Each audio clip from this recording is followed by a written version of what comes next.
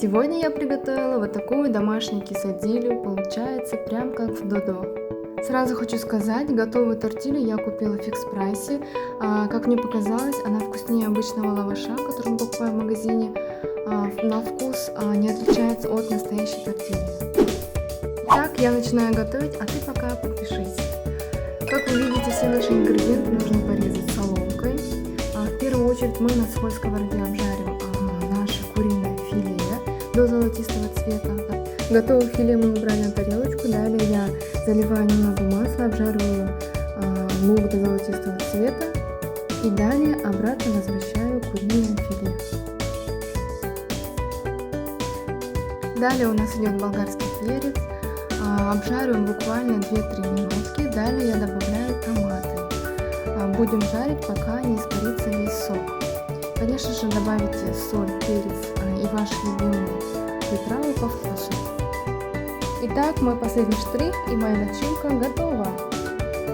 Я люблю зеленый лук, поэтому я его добавляю. Кому он нравится, можете не добавлять.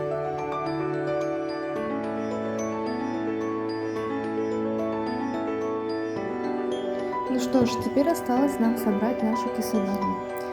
Разрежьте тортилью пополам. И теперь на каждую сторону выкладываем сначала сыр, потом начинку, потом опять сыр. И закрываем. Далее я обжариваю нашу кисадилью на сухой сковороде по 2-3 минуты с каждой стороны до золотистого цвета.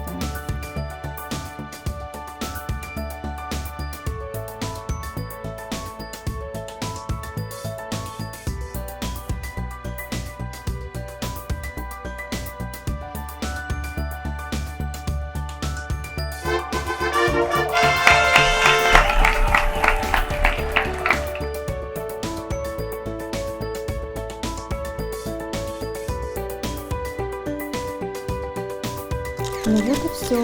Наша кисадилля как в Додо готова. Всем приятного аппетита!